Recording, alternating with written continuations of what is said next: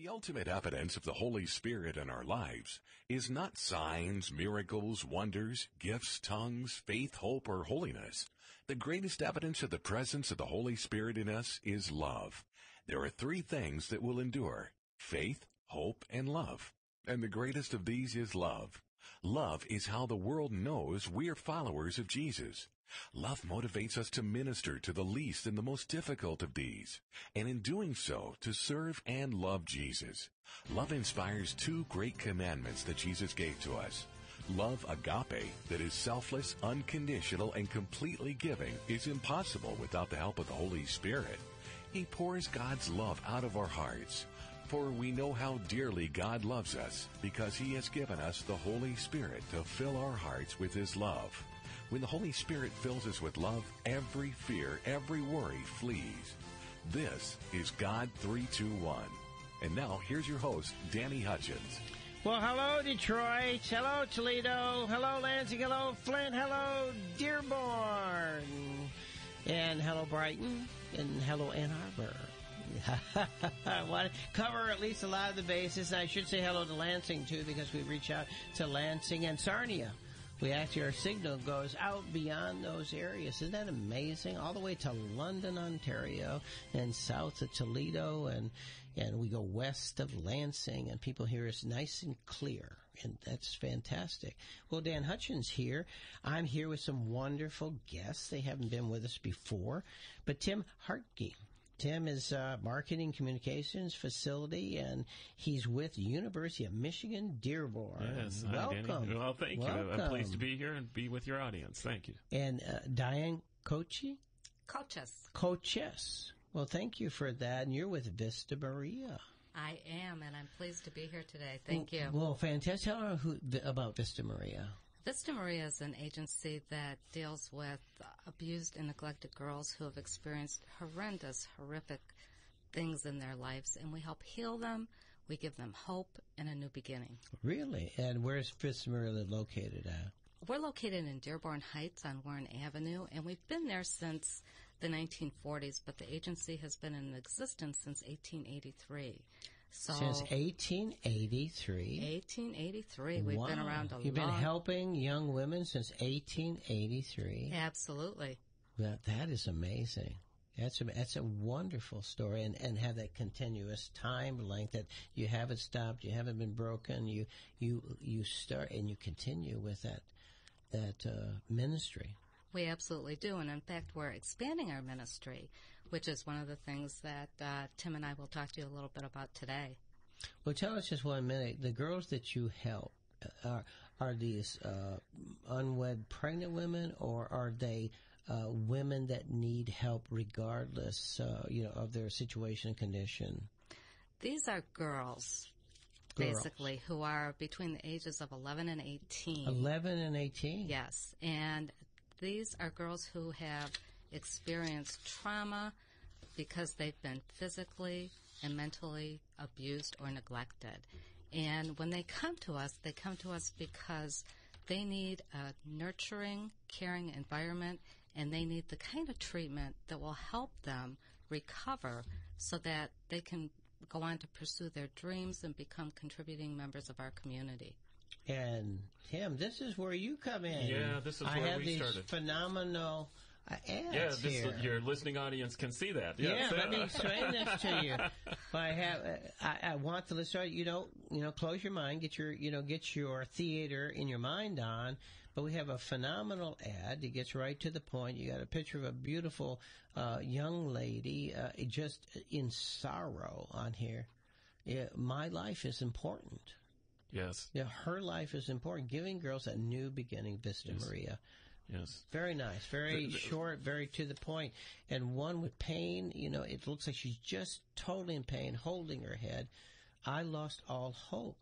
Girls can dream again. Yes. Mm-hmm. This is the sad state of the affairs with children today, and some of these children who have been on the street and neglected for such a long time. They come from crack homes and all kinds of disrepair in the household. And Vista Maria is one of those agencies that is has standing in the community.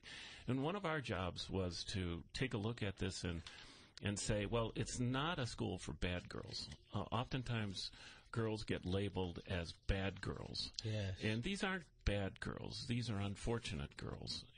But that's a great distinction, because we have the same name about anyone who's separated from their families. That a young lady separated from her family is a bad girl. When I was in high school, which is in ancient times, we're not that far apart. I graduated. Know where you're going with this I graduated in 1964. But if a girl had a problem in the family, we're not talking about just pregnancy. Right. You know, if you had a problem or if they were rebellious. Right. See, boys were forgiven for rebelliousness and for drunkenness and for carousing, which we used to call at that time. But if a girl got involved in any of that, she was really looked down, where the boys were given a pass and sometimes even hailed, for their accomplishments, or rowdiness, if you want to call that. They became heroes in time in school, but the girls were expelled, and sometimes they were sent away. Or sent out or put out. Yeah. And they had no place to go, but you were there even in those times, being back in 1873. Well, actually, we started as an orphanage, and over the years, we went from being an orphanage to being a facility that really provided treatment to these girls. And we today don't take girls that are pregnant or, that they're in trouble. These girls are coming to us because they've experienced so much trauma in their lives that they didn't ask for. They've come from homes that unfortunately don't have the resources to help them or to give them the love and the nurturing and the direction that they need. They've been traumatized. Often they're court-ordered into Vista Maria. They're court-ordered into Vista Maria. Mm-hmm. Yeah. See, but homes, families sometimes they're just not families. They're just chaotic. They just can't make a family for whatever reason. We are put into families, but sometimes we just don't fit into the family that we've been born to. Yep. For a time. Yep. Or maybe always. It's just hard. The beauty of Vista Maria is that it treats the whole girl. It doesn't just treat the physical condition of mind, the girl. Body, and spirit. And spirit. Yes. That's right. And how do you do that? I mean, what do you do? Mind, body, and spirit. You're taking a young girl, and she's in the middle of her educational process. So, and then she has emotional issues, and then she has physical needs. And oftentimes she's behind in school. Yes, also, as a result of this, Vista Maria has charter schools on campus. Also. Well, how about psychologically? Yeah. Often, even if you're mentally, you drop out mentally. Yeah. Even the brightest just say, I don't need to do this. Which is why we have master's level therapists, and we have psychiatry, and we have nursing, and we are also able to assess each girl when they come in. We determine not only their mental health needs, their education needs, but we also determine whether or not they're pursuing their faith. And if they are, we have a great group of volunteers called Heart Movers that come in and work with the girls on faith-based issues. If they happen to not be faith-based, we respect that as well, but they go through a values education course because everyone needs a moral compass. Yes, everyone needs ethics. Absolutely. Yeah, and a moral compass. Because life is hard enough, but if you don't have an ethical behavior and you don't have any principles and a moral compass, it makes life a whole lot And they're not harder. getting it from anywhere. No, they don't have. They obviously don't have any example, a mentor, right? Correct. What we say is they don't have the privilege of family. We have social supports in our lives that we may call friend, we may call mother, father, brother, sister. A lot of our kids haven't had the privilege of that type of relationship, so they don't have that guidance. They don't have that love. They don't get that support. We provide that for them. Well, Diane, today, I think even more than the past, families are so disjointed, and the speed of our lives is so fast. I think even those who you would say are normal are way outside, because what friend do we have time for? what do you drive down the street, you see no one on the porches, you see no one playing outside. If it's not organized, you don't have it. If it's organized, you spend this time, then you're away from that. So we take a break, we take a time out. Relationships are becoming a long relationship, a real relationship. You have acquaintances, you have people in your life. Writing a letter, I was just reading about the death of a letter. Yeah. Of letter writing. And Facebook and social media aren't going to do it. These girls need hands-on. They need counseling. They need faith. They need somebody to care about them. Yes. And you talk about love on this program. And this, to me, is an ultimate kind of love, the caring for somebody else. But that is what God tells us. That's the second commandment. That's right. Yes. Yep. And, of course, if we do the first commandment, then the second commandment becomes automatic. That's right. That's right. If we do the second commandment, then we fall back into the first. It is a circle. Yeah. Right. Yes, it is a circle. It's hard to love those who despitefully hate you unless you can get the first commandment first. Get it right. That's right. And that's why it's the first commandment. That's why it's the first commandment. But this is fascinating. So you could apply a complete, when you come in, the girls come in, you have a complete evaluation. Now, I'm assuming complete, it's like you said, you look at them, you look at where they're at in education, you look at where they're at psychologically, you look at where they are with their faith or non-faith, you look at with their moral compass, with their ethical compass, and your education physical situation, health. where they're the physical health, that they have all of it, and you, on the way to that, you see if they have a dream, that they have desires of a future, and or if they've lost all the connection. That's a really great point, because they often do. I mean, when you're in circumstances like this, how do you get a chance to dream? You don't have the luxury of dreaming. You're worried about food. You're worried about shelter. You're worried about not getting beat up. But see, that's a terrible place to be, because God created us to be creative. And when we lose our dreams, we lose a huge part of ourselves. If we can't have a dream, if we just live for the moment, then we can't look beyond that moment. Then we lose hope, because hope is part of our creativeness, and hope we hang on because we can imagine in our minds. We know there is a better outcome. We know there's something. We create our outcome. We have to see it before we can create it, but we have to know it, or you don't have hope. And to your point, many of our girls, if they don't have a plan for the future, they don't progress. And so from the very beginning, from the intake process, we work with them to determine what their life is going to look like, and we work with them to identify their goals and their aspirations and help them get there. We try and connect them with mentors, with volunteers, and we are looking, with Tim's help, for people who are willing to support this organization and help these kids in some way. Oh, that's fantastic. That is really fantastic. What about the issue, though, of them knowing the difference between truth and non-truth, or between what they perceive as truth and what is a fantasy? When you come in often, when you've been abused, what is truth? Is truth only where I'm at, the pain of where I'm at? Well, their perspective. And what about trust? Their perspective is totally warped. Yes. What about trust? See? And that's one of the things that we work on, is to help them regain that trust in people. It's not an easy process for a lot of the girls. They have a long way to go, and that's why we need to be there for them. Yes, and obviously with your whole staff, it's a journey of a great deal of patience. Yes, I've met some young ladies and young men, at the time very young, where you go see them, they've been tossed around. We had a family on the show. They had 11 children, 3 of their own. The others were adopted, and they were adopted older children that had some issues, whether psychological, physical, or both. And one of their children was, when they came to see him, was feral, was to the point it behaved like an animal.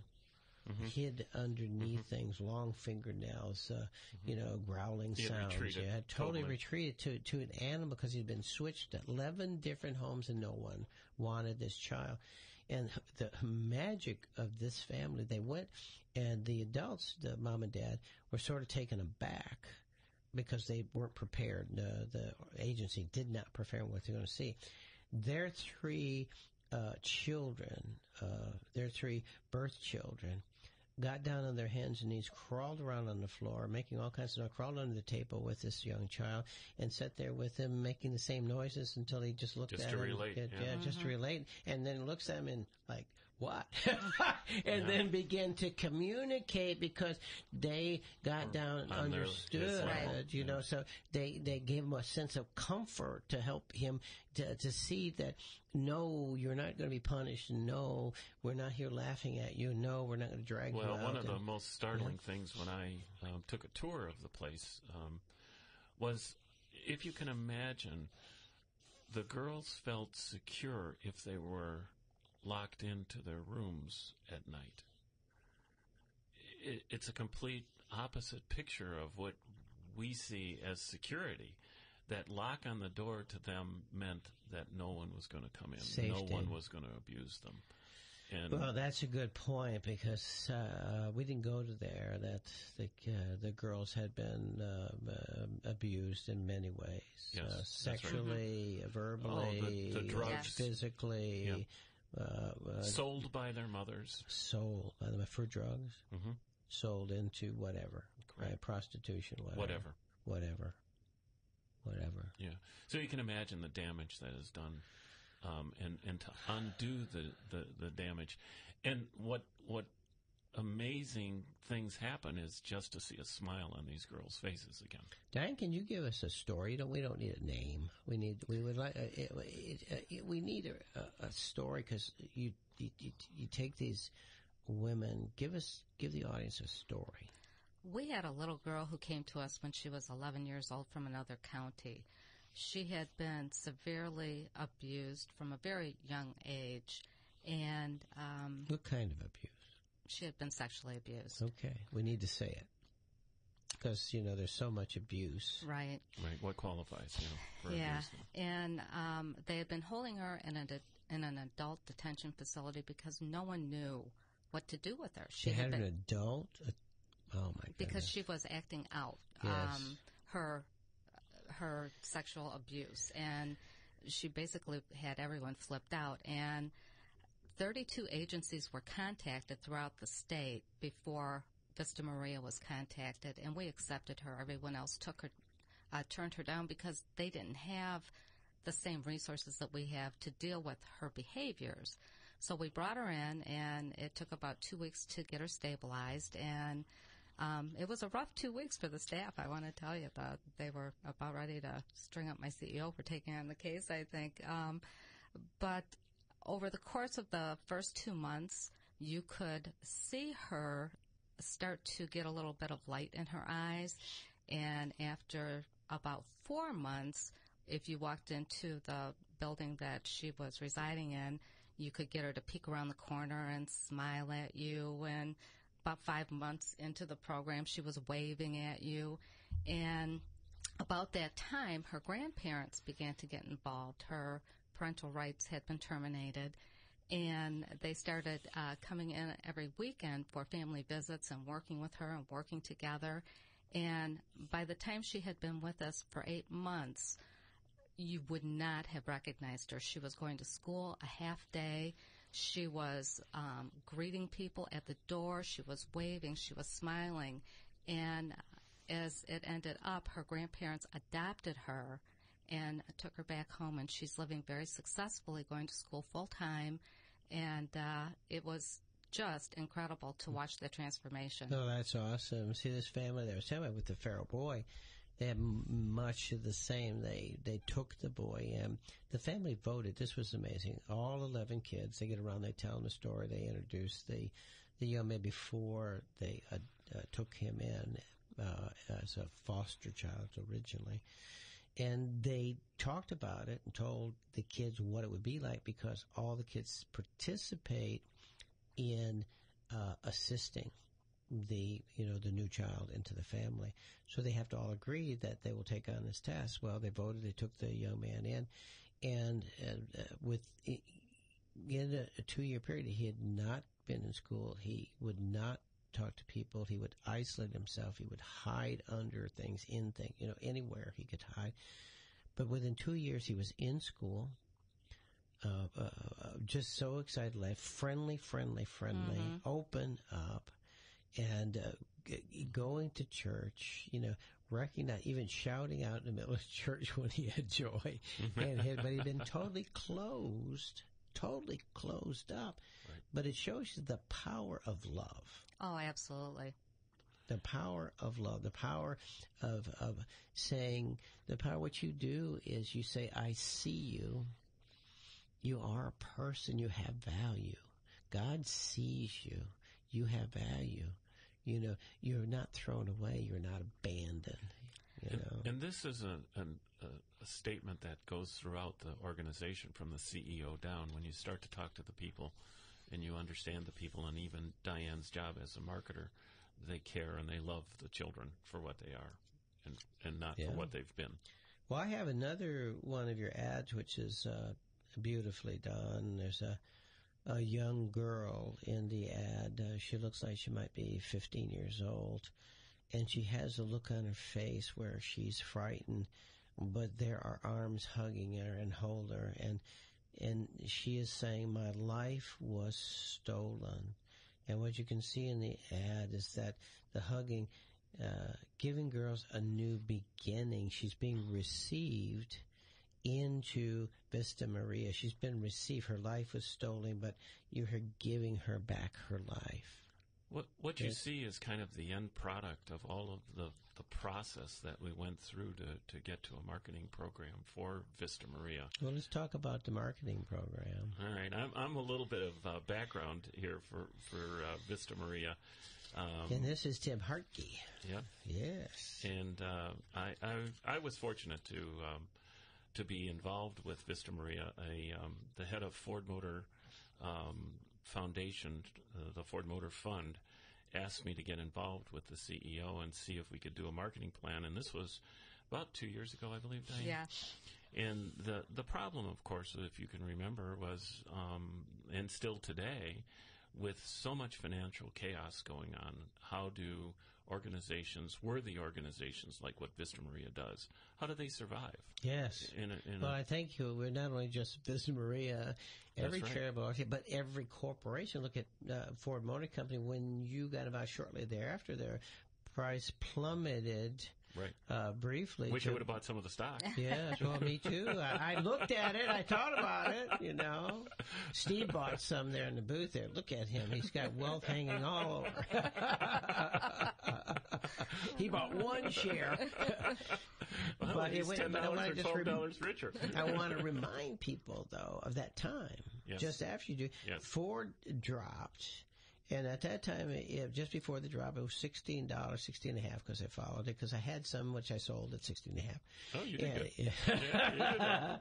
But then it dropped down to, was below $1 very briefly, then $1.25. It balanced that out, and then the company was on the brink, and we know what happened. General Motors, who filed bankruptcy, Chrysler filed, but Ford did not, file. But yet, here we're at, beginning a campaign. The market turns and changes, and Vista Maria churches across Michigan, because our unemployment, Lapeer County, is about 18.78. The UP, it goes over 21. Average in the state is about 14.7. Yeah, right. Yeah. Depending on whose figures you believe. Which figures you believe is true. And then Detroit is much more than we're told. Right. Yeah. Right. So here you are. Everybody has to have money to turn the engine. Well, that was the interesting challenge for me as a marketer was, two things. These organizations don't have a lot of money to go to market, and as you can imagine, advertising on radio and TV is somewhat out of the question for most organizations. So the traditional forms of advertising don't work, but we're blessed with a bunch of different tools in marketing to be able to go and design a program, and I call it an integrated brand promotions We are blessed plan. with tools. Who is we? The marketers. marketers today. Yeah. So marketers today, speaking yourself a marketer, and are you speaking of other marketers? Yes. Okay. I mean, the advantage I have is that I have the Lord in my life and able to give me innovation and creativity to apply these things. Yes, you were created to be creative. That's right. And no matter what job you do, and I didn't create these ads. These were a process of art directors and so on. I'm not a creative director in the sense that I lay out the ads and so on, but I do come up with the strategies for how we go to market and what we do. But your source is you are speaking out of the marketing department of the University of Michigan Dearborn. Correct. Yes, Correct. That is where you are at. Correct. Yeah, I am full-time faculty at the University of Michigan Dearborn in marketing communications. I teach marketing courses and the business communications courses, which is, I've been blessed because this is a second career for me. My first career was spending 30 years in marketing and advertising in the professional field. Well, congratulations. That's great. Yeah, that's right. You, just to deviate just real quick, you were involved with the Concours d'Elegance? I was, for 25 years. And again, these were creative outlets for marketing. And yes, and beautiful, too. Beautiful. It's just a events. wonderful Right, I was on the board of directors there and at Bay Harbor and so on. So at Bay Harbor, too. Most of my life, I think, I was laughing with my wife, I've never had one job all of my working career. I've always had 2 or 3 jobs. And I guess it's just, and God gives you the strength to do these things because when you get older. The other thing God gives you, I've never met anyone that God touches that has one job. Yeah, there you go. And just to continue, I think that was the approach that I had with Vista Maria. I didn't take any money to do this work. This was not a paid consultancy. My belief was that you give and God gives back, as we discussed, heap down, pressing over. Well, let's talk about that because you want to talk. I think we need to talk because the show, unfortunately, is only 52 minutes long, and that's stretching it out a little bit. But tithing. Yes. Going back to tithing, giving, Yes. tying back to charities, churches, and we think of only churches being the tithe too, but charities receive often a portion, people to say, this is part of my tithing, that people make discretionary choices in tithing.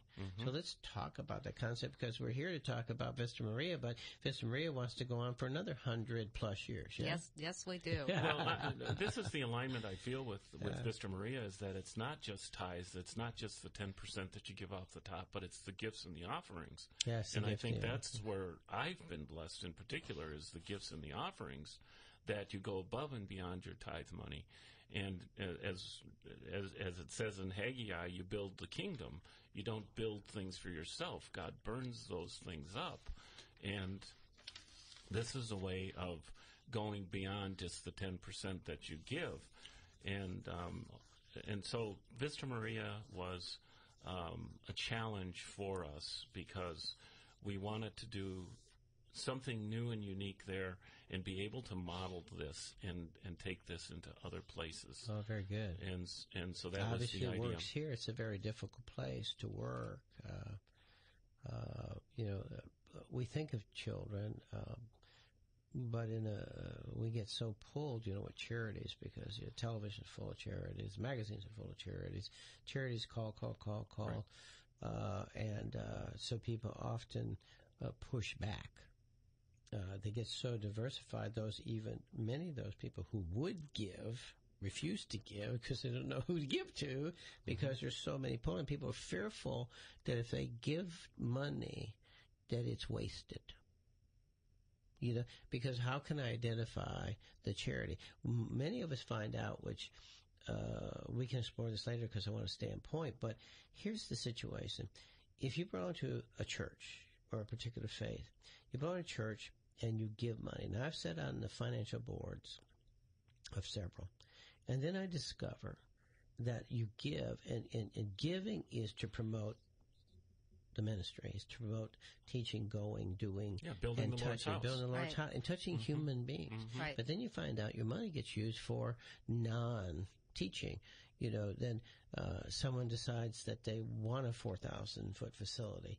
Well, but then there's land involved, there's taxes. You don't have the tax situation, but you have land, you have construction costs, you have maintenance, you have electrical costs, you have all these costs that absorb money that doesn't feed children, that doesn't help a mind, that doesn't educate, that doesn't provide psychological assistance, that doesn't provide shelter for a needy person. So what are we doing? So that's all part of this decision of, do I tithe and who do I tithe to? Well, I think you have to judge like you're called to do. I mean, in society today we talk about not judging things, but you're called to judge things. And what you do judge, in Vista Maria's case, is the fruit of what happened. But here. that's the point I want to get to. Yeah. You judge the fruit. Correct. You look at the fruit. What is the harvest here? What are you reaping? What is the result of the giving? Right. And in Vista Maria's case, I took a long time, working on this program, and before I got engaged with them, we visited with the girls, we talked to the girls. I went to some of their events where the girls were present, and just to see a smile on their face, not knowing their background in particular, but knowing in general what they went through, that's judging the fruits, and you hear the stories of the girls going on to college and finishing high school and advancing degrees and so on. That's fruit. And an organization that's been around for 125, 127 years is there for a reason. Well, that's a strong tree, right. Isn't it? That's a strong fruit-bearing tree. Right. Because you look back and look at the fruit over a continuous period of time.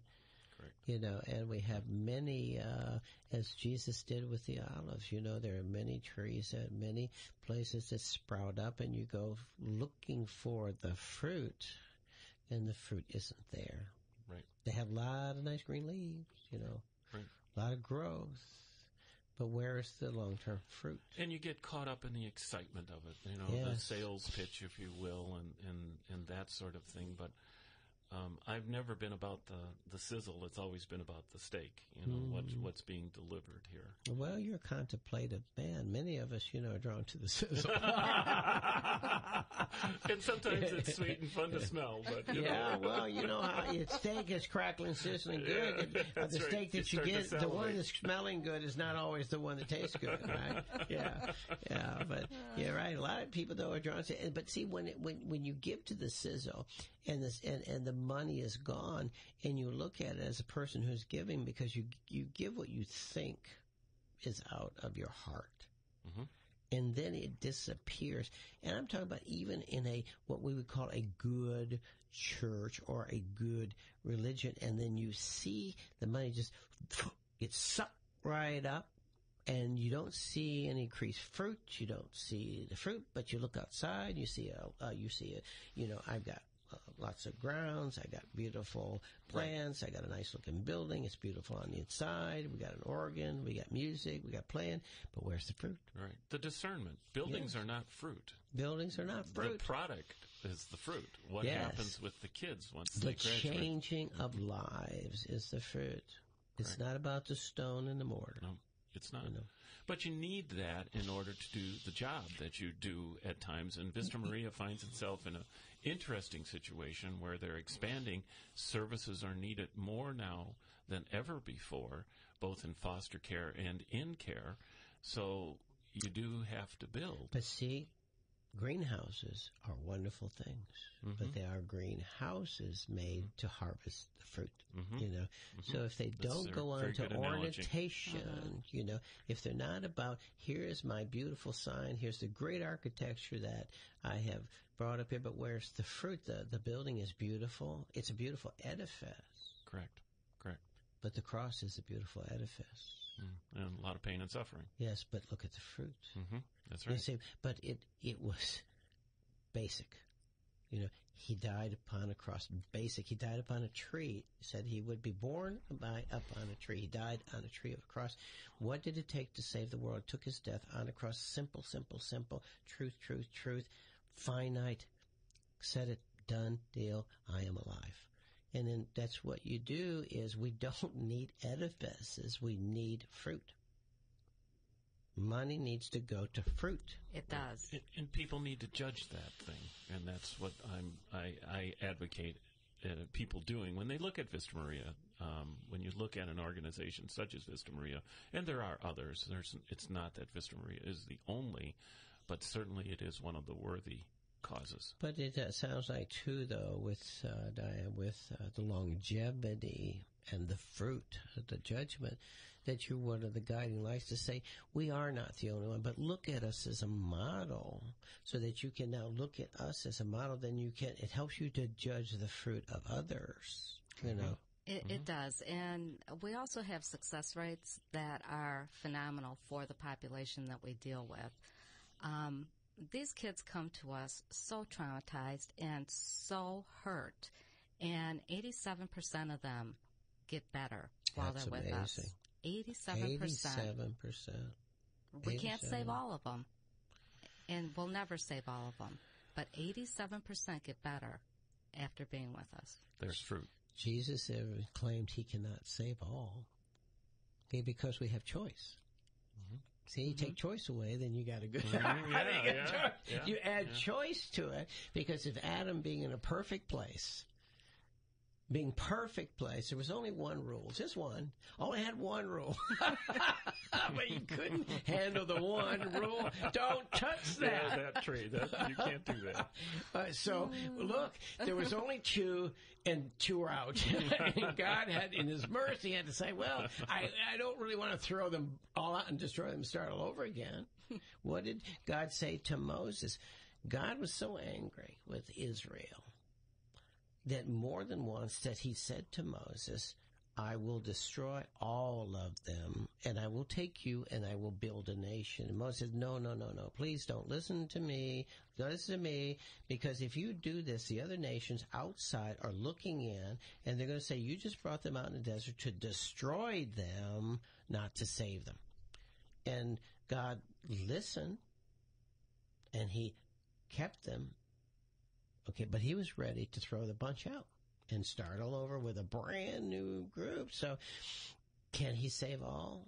Well, the first group didn't cross. Yeah? Well, there were two of them out of the bunch, right? They didn't cross the Jordan. They didn't go into the land. He said, no, well, you're going to wander around here for 40 years until you are gone because you chose wrongly.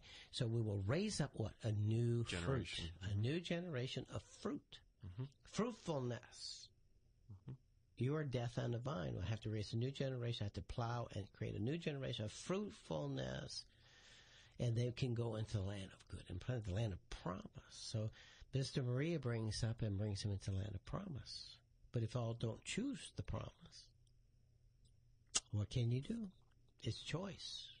But I like those 87%. At least being able to dream again. Awesome. And to say, I have a dream for the future and for my life and God being a part of it. I run into so many families, they have 2 children. And they get 50% fruitfulness. 50-50. That one goes that way. Yeah. Oh, why this one's a good I don't know why that other one. I don't know. Doesn't belong to my family. I don't know. That's awesome, 87%. It is, and we really want to give even more kids a new beginning. We think that there are so many kids that don't have the social supports and the resources that many of our kids had, that that's really the underlying reason for our expansion into the community. We're looking to leverage all of our resources to help even more kids from our community by providing them with education through our charter school. We're planning to expand into low-cost housing, affordable food service. Really? And we want to partner with other organizations. We have the partnership with U of M Dearborn and other educators and vocational schools to make sure that these kids have access and resources, and they know how to fill out. They need mentors to help them fill out a college application. Yes. Half of adults can't work their way through them these days. They can be pretty complicated when you've got federal aid involved in those types of things. Well, everything is more complicated. You know, they thought it was simple if it's online, not so. You know, the days of walking from door to door and presenting yourself and bringing your resume were a whole lot better than sending it out into the magic atmosphere. Somewhere, being evaluated by a robot. Yeah, by a robot, and with no face, no feeling, you walk in, you can discern the person. In the old days, you could walk in, a person could look at you, you talk, they would maybe find that one thing they need, because you may not be right and everything else, but someone would believe in you. The chemistry. Chemistry, and it's totally missing. Computer takes it all away. Where is the chemistry when you're looking at a blank piece of paper? And that's one of the reasons that we're so thrilled to have the involvement of Tim and U of M Dearborn. He is introducing Vista Maria and helping us to raise awareness and helping us to raise those critical dollars so that we can help even more kids get better and live productive lives. Well, let's talk about that, because we've got, Steve, how much time do we have? About 10 minutes. So let's go into that part of it. Let's talk about the money that you need and the ideas that you have about, bringing money into that. So I want to give you that time to spend on the point. Okay. Raising money. Thanks, Dan. Yeah. I mean, raising the money is, it's the objective, but there were two objectives with Vista Maria. One was rebranding the organization, as I said earlier, not to be this bad girl place. Two things happened with Vista Maria, and in marketing they're both deadly. Either you have brand recognition or you don't have brand recognition. If you don't have brand recognition, no one's going to give to you. And if you have a bad connotation to your name, no one's going to give to you. And again, it goes back to that point of even getting people's attention. The four words in marketing are attention, interest, desire, and action. Yes, that's what you try to get people to do. And so you can't go to first base without having a good brand name and good brand recognition. So one of our jobs was to lift the brand recognition of Vista Maria and correct it, to go away from this idea of being a place for bad girls. These aren't bad girls, as I said before. The second objective was obviously to raise money, and as I mentioned to you before, the advantage that we have as marketers today, just as it's a disadvantage to have some of the social media that we have when we create distances between people, it also brings people closer together in social media. And we did an analysis of the people who give to Vista Maria, and they were people that have been connected through Vista Maria. They were usually older people in the demographic scheme of things. In marketing, 55 is old, but I resent that comment, or maybe I resemble that comment. I don't know. I think we both resemble that comment.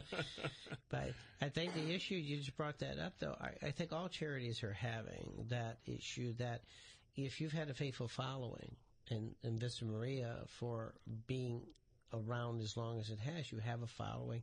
That following is aging. Yes.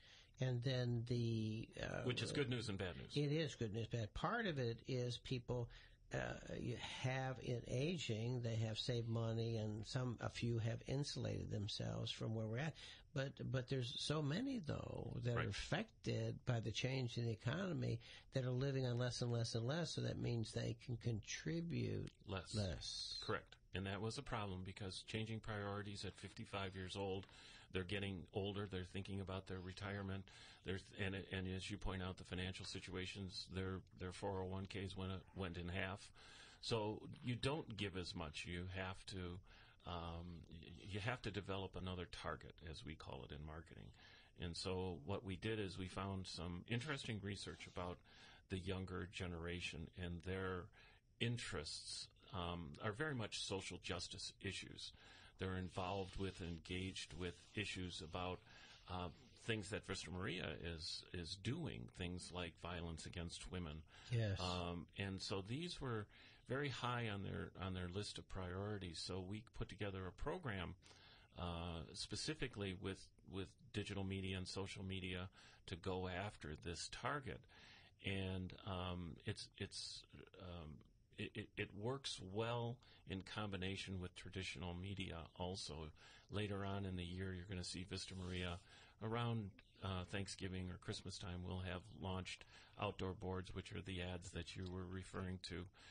We'll have radio available, and so media works best in combination to raise this level of awareness, to correct the brand situation, and to bring new donors into the fold. So we specifically are going after. We're not firing the 55-year-old guys that like us and love us and do great work for But they Vista don't want Maria. to be fired. But No, they right. do understand that you have declining revenues. They have declining revenues, and then it's a choice. And not that they don't, let's say, provide you with 10%, but 10% of a declining revenue is still less than they were contributing at some time in the past. That's the problem with many charities.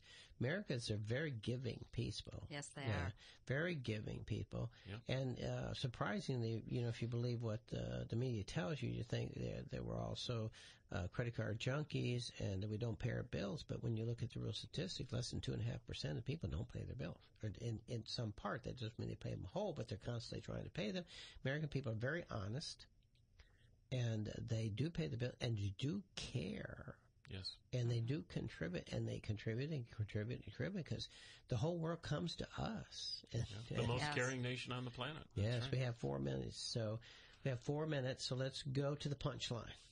Well, the punchline is, how do you do this efficiently and effectively? How do you bring in a new target audience where you don't spend all of the money and then some that an organization is trying to generate? To your point about buildings, we don't want all the money going into buildings, but you have to have marketing. building. But you have to have some marketing dollars to do this effectively. Yes. But the beauty of this program was finding an efficient and effective way of using all of the tools where we don't break the bank on marketing. That's excellent, the planning. Let's talk about how much money Vista Maria needs for this new approach, and where are you at with your fundraise. Because people are interested to know, how much do I need to give you?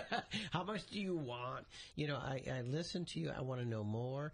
But obviously you have a very valuable and desirable service, and that we need to support our children. We need to save our children. We do, and we're working really hard right now to achieve a goal by December 31st of this year. We have an opportunity to receive $500,000 from the Kresge Foundation through a challenge grant. And in order to obtain those funds, we need to raise about another $250,000, which sounds like a lot of money. But if everyone would care just a little bit, every dollar counts. But that's where I need to tell people. And one of the things that you do know about, because we're studying that for other charities, is the phone apps. So what happened during the Obama presidency earlier, which was brand new for us, that if you go on and you say, just give me $5, but if you have 1 million people giving you $5, you have $5 million. So a lot of the young people are so good with their cell phones, they put this out as, give me $5 to $10. And so they clicked on it, and when the first thing with Haiti, the very beginning of that, when the media was really pushing, blink, blink, blink, blink, there was $15 million. Right, it went over the top. Went right over the top, boom, and it's in the bank right there, ready for Haiti. Now, whether it gets there or not, we're not going to go there. We don't have time. But the situation, here's a new tool. And you're talking about $5, change for change. Give me $1. 1 million people give you $1, you have $1 million. I do. Right. Yeah, $1 million For our girls. for your girls, and it costs you $1.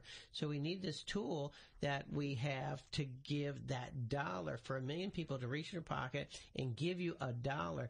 But when we talk to the group who does it with the phone apps, they say with expenses and cost, we can't do it less for $5. It's the minimum, because we try to get it down to less, where it's $1 or change, so we can just get all their change.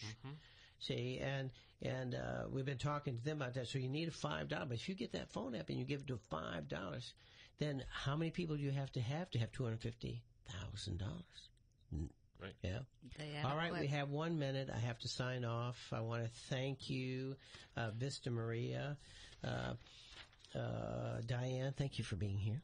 Thank you for having me. Thank you, Tim. You're welcome. I'd like to invite you back because we haven't finished the conversation. So can you get a hold of Eric and reschedule, sure, and we can get you in here because this is great. We need a bigger conversation. It'll help you get the word out. So I'd like to have you, along the line. We can schedule some times as you raise your funds that we can help you get the word out. That would be great. And we can look to $5. Everybody listening, $5 for Vista Maria. VistaMaria.org. VistaMaria.org. Say it again. VistaMaria.org. Yes, and where's Vista Maria at? Dearborn Heights, Michigan. Dearborn Heights, right here local for the girls, VistaMaria.org. This is Dan Hutchins, God321.net. We're going to have a repeat tonight, so you're on tonight from 11 to 12. So this is going to go right on tonight, VistaMaria.org. You guys are great out there. I want you to listen to this for the girls. It's not just for any girls. It's for our girls. All our girls. The girls in this town. Vista Maria takes all girls. God bless you. Be with you. I'll see you tomorrow. We're out of here.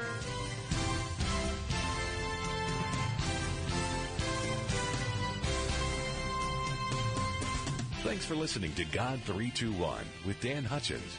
God 321 is sponsored by Dihydro Services, Inc. To learn more about the person of the Holy Spirit, visit God321.net. That's God321.net. Or call 586-978-0541. That's 586-978-0541.